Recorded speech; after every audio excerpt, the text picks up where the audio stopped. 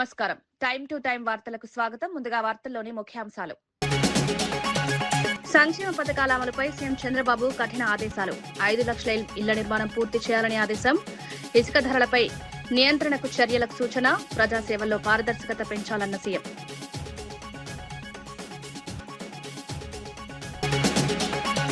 MIM భయంతో అధికారులు పనిచేయడం లేదన్న రాజాసింగ్. జీహెచ్ఎంసీ పోలీసులు ఒత్తిడికి లోనవుతున్నారని ఆరోపణ.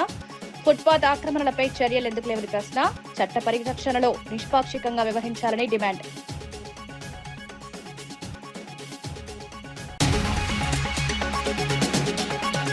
రాధాకృష్ణపై ఘాటు విమర్శలు చేసిన నాగార్జున యాదవ్. మహిళలపై వ్యాఖ్యలను ఖండించిన నేత. చంద్రబాబు మద్దతు దారుణమని ఆరోపణ. రాజకీయాల్లో బాధ్యత అవసరమని సూచన.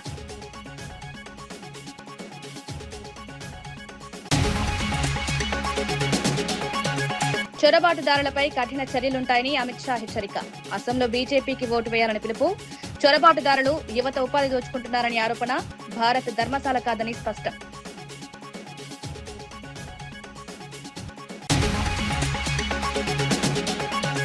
హైదరాబాద్ లో భారీ డ్రగ్స్ రాకెట్ బస్టు. 5గురు అరెస్ట్. 64 లక్షల మత్తు పదార్థాలు స్వాధీనం. పలు ప్రాంతాల్లో సంయుక్త ఆపరేషన్. డ్రగ్ మాఫియాపై కఠిన చర్యలు.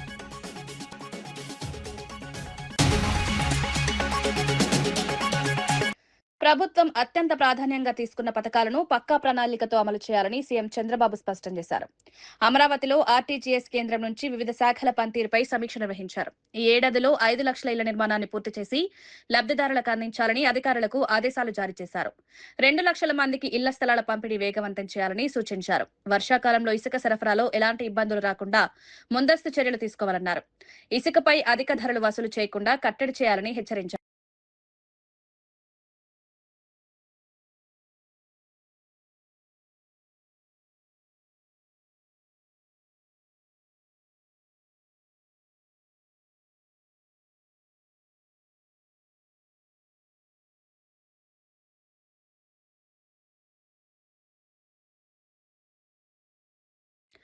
పోలీసులు, మున్సిపల్ అధికారులు ఎంఐఎం నేతలకు భయపడుతున్నారని ఎమ్మెల్యే రాజాసింగ్ ఆరోపించారు. జీహెచ్ఎంసీ, హైడ్రా అధికారులు, పోలీసులు ఎంఐఎం నేతల దౌర్జన్యాలకు ఎదురుదెబ్బ ఇవ్వలేకపోతున్నారన్నారు. హైదరాబాద్ సిపి ఆదేశాలను కూడా పట్టించుకోవడం లేదని విమర్శించారు.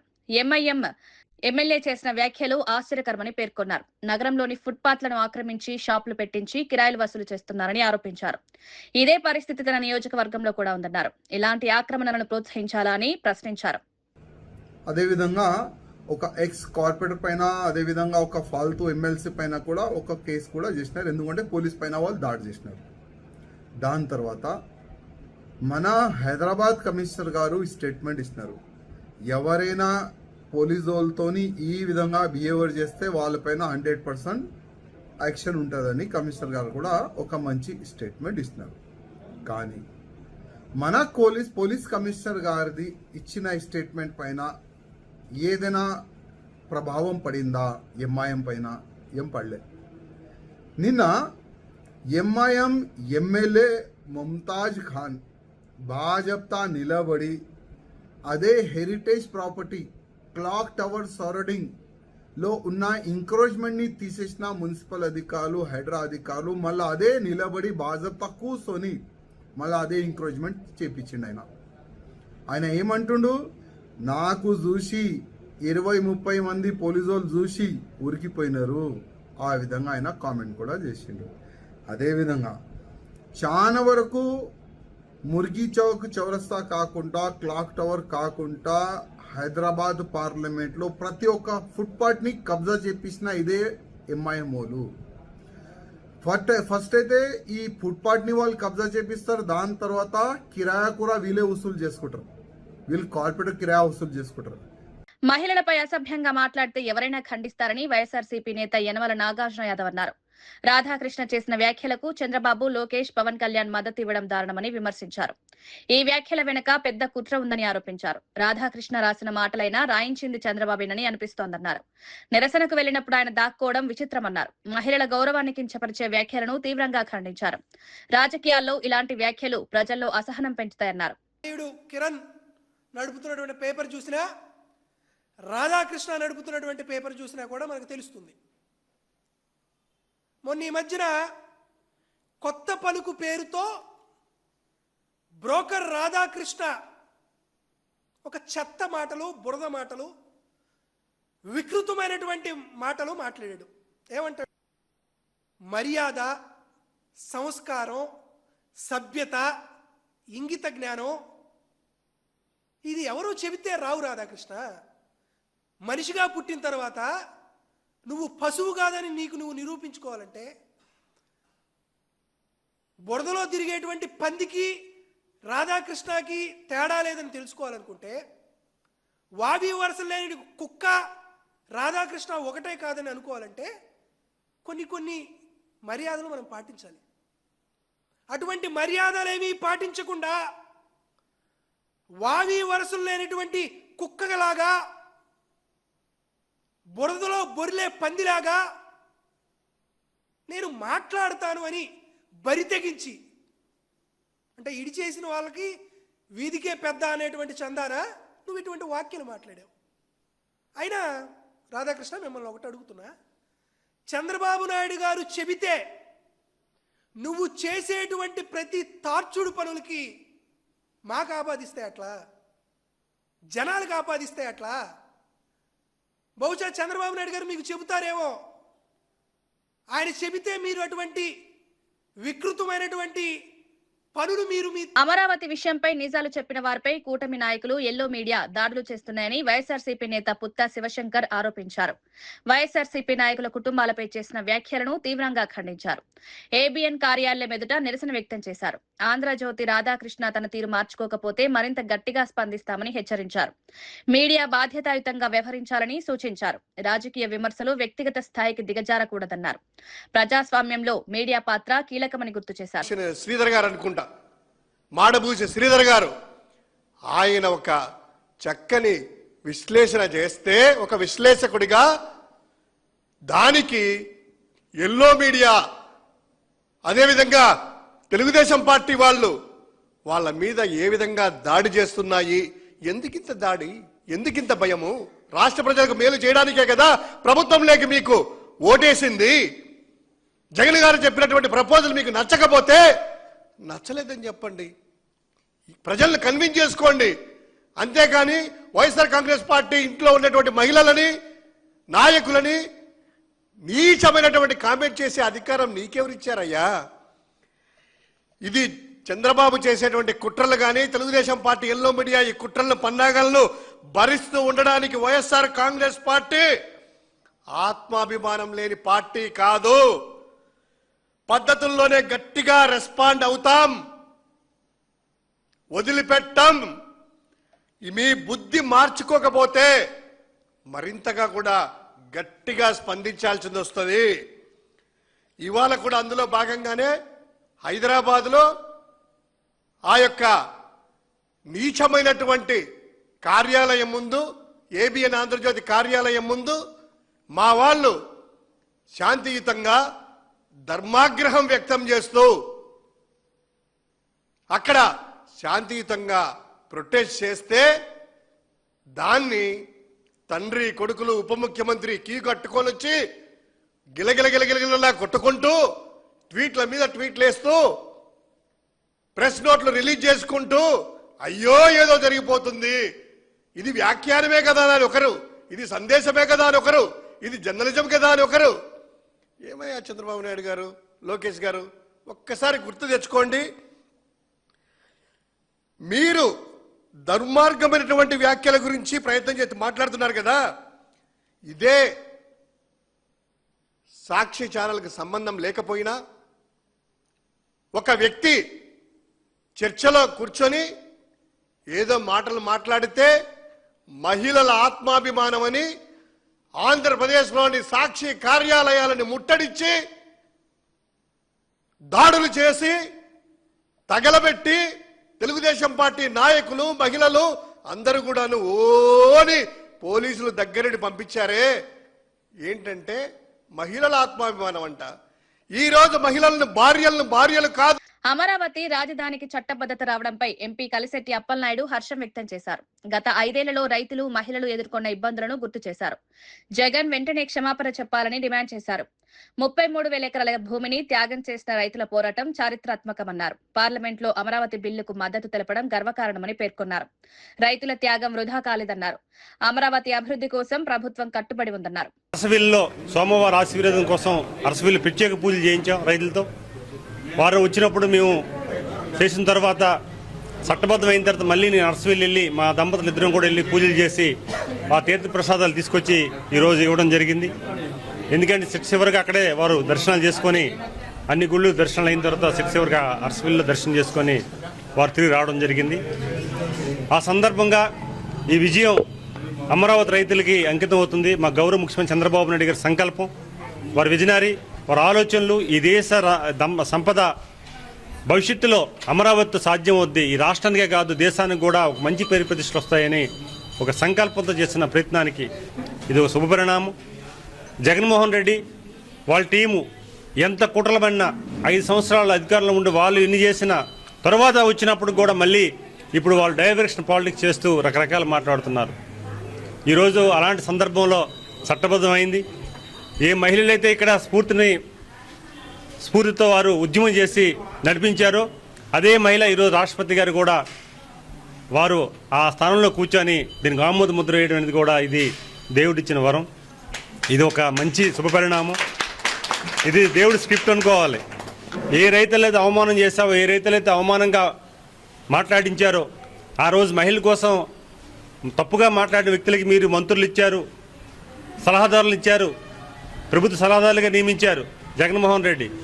అదే మహిళల స్ఫూర్తితో ఈరోజు ఒక మన రాష్ట్రపతి గారు అదే మహిళ ఈరోజు తుది సంతకం కూడా పెట్టడం అనేది ఇది దేవుడి స్క్రిప్ట్. మీరే చెప్తారు కదా దేవుడి స్క్రిప్ట్ అని, కరెక్ట్గా జరిగింది.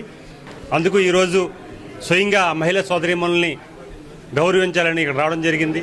వాళ్ళు కూడా మాకు స్వాగతం పలికి మమ్మల్ని కూడా గౌరవించినందుకు మా ఉత్తరాంధ్ర ప్రజానీకం తరపున వారికి కూడా ప్రత్యేకమైన ధన్యవాదాలు తెలియజేసుకుంటున్నాం.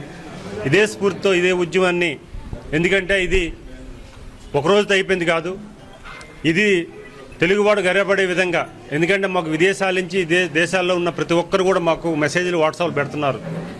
అది ముఖ్యంగా ఒక రైతు బిడ్డగా నేను పార్లమెంట్లో ఇద్దరికి అవకాశం తెలుగుదేశం సభ్యులకు వస్తే మా పెంపసాని గారికి ఇక్కడ లోకల్ పార్లమెంట్ సభ్యుడు వారికి అవకాశం వస్తే తర్వాత నాకు రావడం ఉత్తరాంధ్ర సభ్యుడిగా ఓ రైతు బిడ్డగా ఈరోజు నాగలబెట్టి దున్నిన రైతుగా ఈరోజు వ్యవసాయం చేసిన రైతుగా నేను పార్లమెంట్లో అమరావతి బిల్లుని సపోర్ట్ చేసే విధంగా నాకు గౌరవ ముఖ్యమంత్రి గారు నారా లోకేష్ గారు అవకాశం ఇవ్వడం చాలా ఆనందం కలుగుతుంది. సగర్వంగా ఫీల్ అవుతున్నాం. ఆ రోజు అమరావతి రైతులకి వారు ఉత్తరాంధ్ర వచ్చినప్పుడు మేము ఆదరించాం. ఆ రోజు అనుకోలేదు నేను యాక్చువల్గా పార్లమెంట్ సభ్యుడు అవుతానని, పార్లమెంట్లో అదే బిల్లుని అమరావతి బిల్లుని నేను మద్దతు తెలిపే తీర్మానంలో నేను పాల్గొంటానని. ఇది కూడా దేవుడి స్క్రిప్టే. అందుకు ఈరోజు దేవుడు అద్భుతమైన అవకాశం మాకు ఇచ్చారు. అందుకు మనస్ఫూర్తిగా ముఖ్యమంత్రి చంద్రబాబు నాయుడు గారికి, మా నియోజకవర్గం పార్లమెంటు ప్రజానీకానికి, నారా లోకేష్ గారికి, ఎన్డీఏ కూటమికి అందరికి కూడా ప్రత్యేకమైన మీ ద్వారా ధన్యవాదాలు తెలియజేసుకుంటూ భవిష్యత్తులో మనం కూడా ఇక్కడ మన రాష్ట్రంలో కాదు సంబరాలు, మన దేశంలో ఉన్న తెలుగు వాళ్ళందరూ కూడా సంబరాలు చేసుకుంటామని మెసేజ్ ఇవ్వడం జరిగింది. రేపు 10వ తారీఖుని మహారాష్ట్రలో బాంబేలో మన తెలుగువారు అసోసియేషన్ ఆధ్వర్యంలో ఇన్విటేషన్ వచ్చింది. అక్కడ కూడా సంబరాలు జరుగుతున్నాయి. రేపు 10వ తారీఖున అక్కడ భారీ ఎత్తున అక్కడ ఏర్పాట్లు జరుగుతున్నాయి. అక్కడే తర్వాత భువనేశ్వర్లో ఇతర మన రాష్ట్ర దేశంలో ఉన్న ప్రధాన క్యాపిటల్లో మన తెలుగువారు ఉన్న ప్రాంతంలో కూడా సంబరాలు చేస్తున్నారు. ఆ సంబరాలకు కూడా నేను అటెండ్ అవుతున్నాను. ఈరోజు ఒక అద్భుతమైన అవకాశం. లక్నోలో కూడా జరుగుతుంది, అక్కడ కూడా వెళ్తున్నాం. ఈరోజు మన తెలుగువాడు ఎక్కడున్నా సరే, మన విదేశాల్లో మనం చూసాం, వాళ్ళ కేకులు కట్ చేసుకొని వాళ్ళ ఆనందం పరిస్థితి. అంటే అమరావతి రాజధాని ఉండాలని మన 5 కోట్ల ఆంధ్రులే కాదు, దేశ విదేశాలున్న ప్రపంచంలో ప్రతి ఒక్క తెలుగువాడు కూడా గర్వపడే విధంగా చట్టబద్ధమైంది. దీనికోసం పోరాటం చేసిన అమరావతి రైతులకి వారికి పాదాబంధనం చేసుకుంటూ ప్రతి రైతుకు కూడా, ఎందుకంటే ఈరోజు వాళ్ళ ప్రాణాలు పోయాయి, ఆస్తులు పోయాయి, అన్ని రకమైన ఇబ్బంది గురి చేశారు. ఎక్కడ కూడా తగ్గకుండా వారు చేశారు. నేను మొన్న పార్లమెంట్లో మాట్లాడినట్లుగా భూమికి రైతుకు ఉన్న బంధాన్ని కూడా నేను చెప్పాను. ఒక తల్లికి బిడ్డకి ఉన్న పేగు బంధం ఎలాంటిదో అమరావతి రైతులే కాదు, భూమికి రైతుకు ఉన్న అనుబంధం కూడా నేను చెప్పగలిగాను. అలాంటి ఒక సెంటు భూమి అంటే కొన్ని సందర్భాల్లో గొడవలు వచ్చే సందర్భాలు మనం చూసాం. కానీ 33,000 ఎకరాలు 29,000 మంది రైతులు స్వచ్ఛందంగా వచ్చి చంద్రబాబు నాయుడు గారిపై నమ్మకంతో వారికి ఉన్న అనుభవంతో ఈ రాజధాని తెలంగాణ డీజీపీ జితేందర్ ములుగు జిల్లాలో పర్యటిస్తూ భద్రతా ఏర్పాట్లపై సమీక్ష నిర్వహించారు. కర్రెగుట్ట ప్రాంతంలో పరిస్థితులను పరిశీలించి పోలీసు అధికారులతో సమావేశమయ్యారు. పామునూరులో కొత్తగా నిర్మించనున్న పోలీస్ అవుట్ పోస్టుకు శంకుస్థాపన చేశారు. గిరిజన ప్రాంతాల్లో శాంతి భద్రతలు కట్టుదిట్టంగా ఉండేలా చర్యలు తీసుకోవాలని ఆదేశించారు. స్థానిక గిరిజనులతో మాట్లాడి వారి సమస్యలను తెలుసుకున్నారు. పోలీస్ శాఖ ఎల్లప్పుడూ ప్రజలకు అండగా ఉంటుందని భరోసానిచ్చారు. మావోయిస్టు ప్రభావం ఉన్న ప్రాంతాల్లో అప్రమత్తంగా ఉండాలని సూచించారు.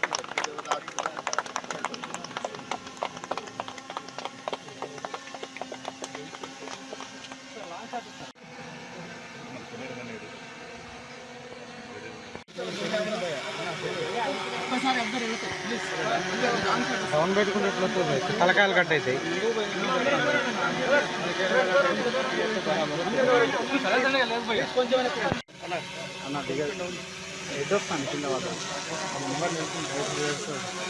ఎవరా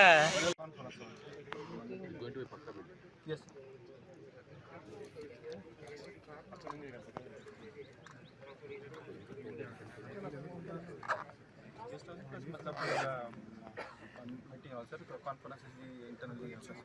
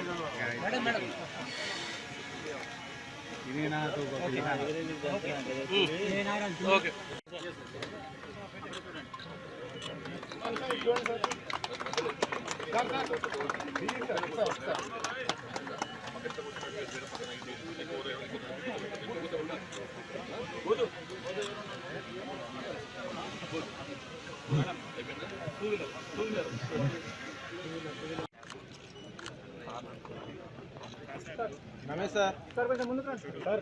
సార్ మీరు వెనక్కి రండి, కొంచెం ముందుకు రండి సార్. మీరు జరపండి సార్. రమేష్ సార్ చూడండి. Okay thank you.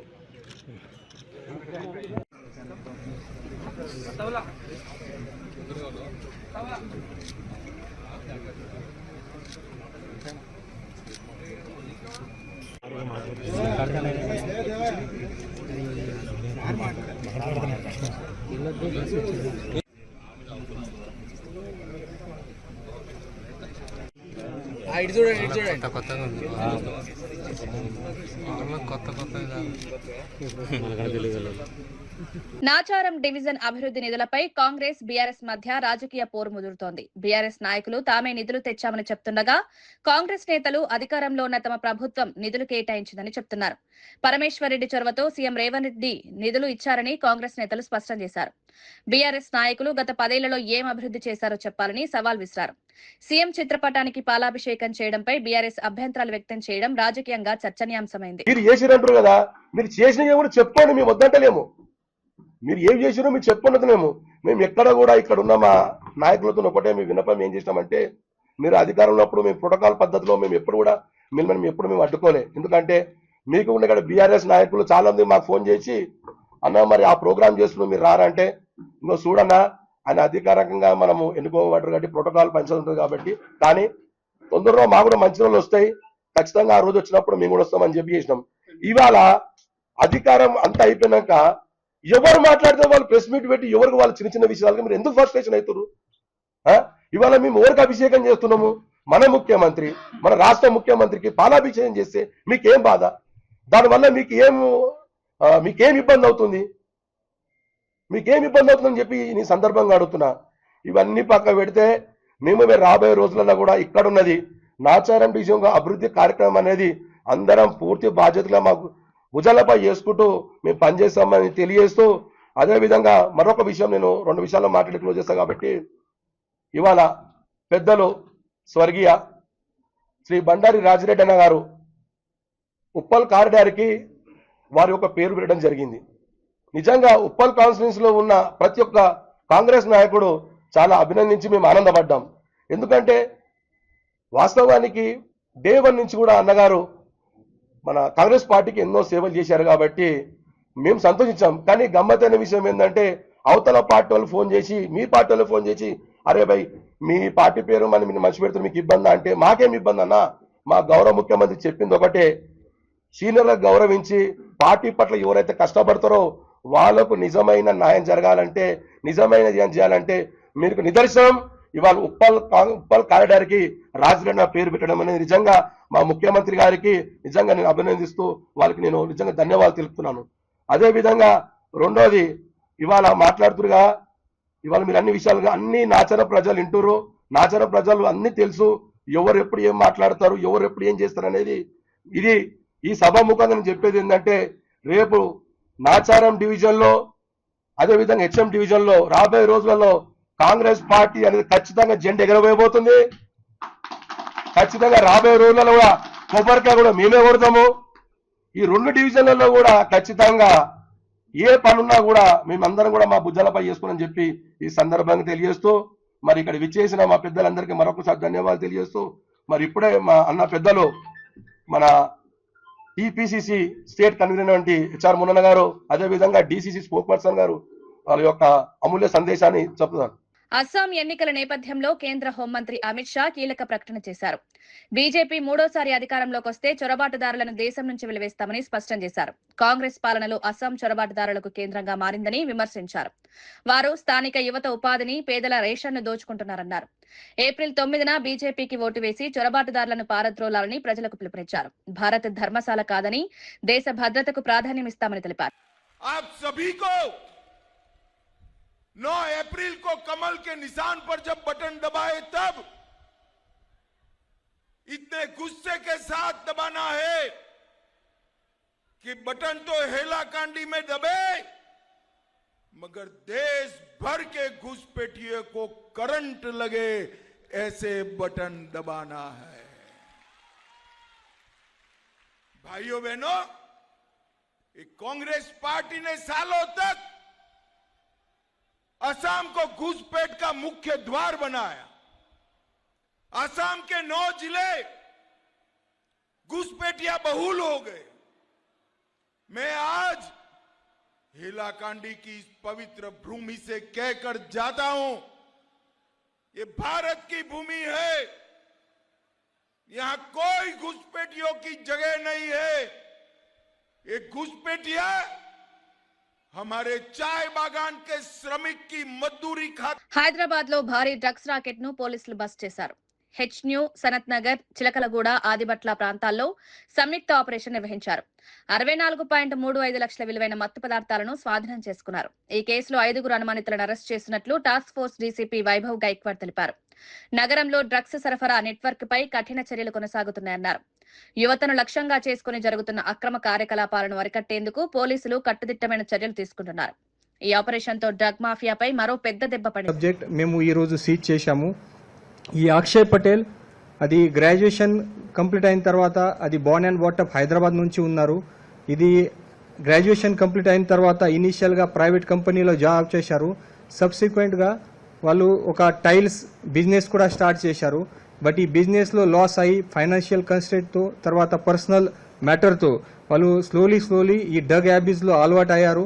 ఈ అలవాటు అయిన తర్వాత వాళ్ళు ఈ డ్రగ్ కన్జంప్షన్ చేసి తర్వాత సబ్సిక్వెంట్గా వాళ్ళు లోకల్ సబ్ పెడ్లర్ అండ్ తర్వాత పెడ్లర్గా ఇక్కడ పని స్టార్ట్ చేశారు. వాళ్ళ రెగ్యులర్గా ఈ డిటిడిసి కురియర్, మిగతా కురియర్ నుంచి గోవా నుంచి ఇది మటీరియల్ పిలవడం అండ్ ఇక్కడ సబ్ పెడ్లర్కి అమ్మడం అది రెగ్యులర్గా స్టార్ట్ చేశారు.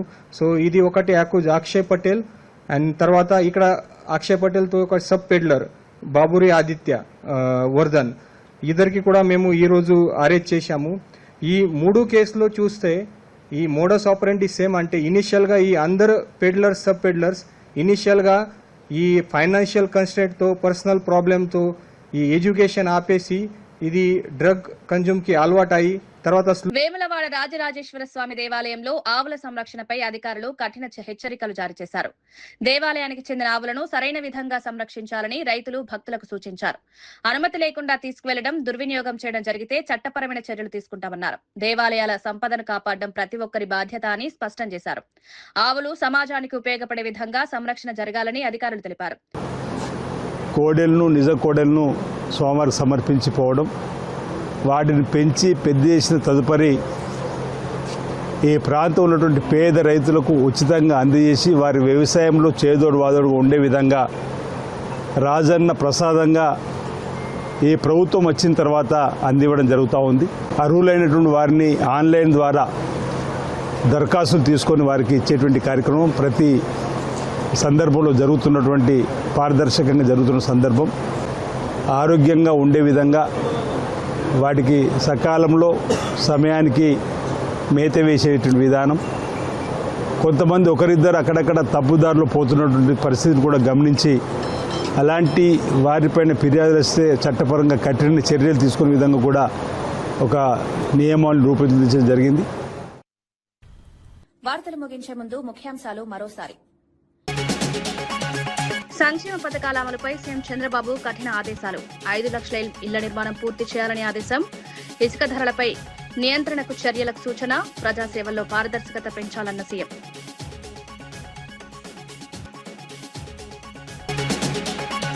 ఎంఐఎం భయంతో అధికారులు పనిచేయడం లేదన్న రాజాసింగ్. జీహెచ్ఎంసీ పోలీసులు ఒత్తిడికి లోనవుతున్నారని ఆరోపణ.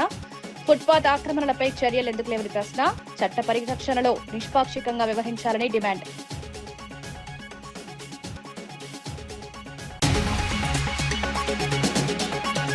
రాధాకృష్ణపై ఘాటు విమర్శలు చేసిన నాగార్జున యాదవ్. మహిళలపై వ్యాఖ్యలను ఖండించిన నేత.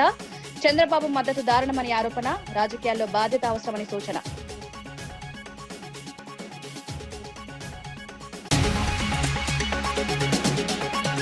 చొరబాటుదారులపై కఠిన చర్యలుంటాయని అమిత్ షా హెచ్చరిక. అసోంలో బీజేపీకి ఓటు వేయాలని పిలుపు. చొరబాటుదారులు యువత ఉపాధి దోచుకుంటున్నారని ఆరోపణ. భారత్ ధర్మశాల కాదని స్పష్టం.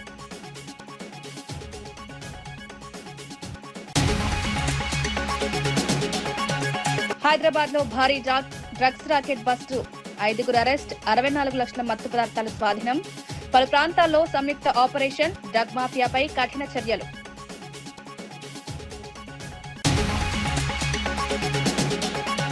ఈనాటి వార్తా విశేషాలు మరో బులెటిన్లో మళ్ళీ కలుద్దాం. నమస్కారం.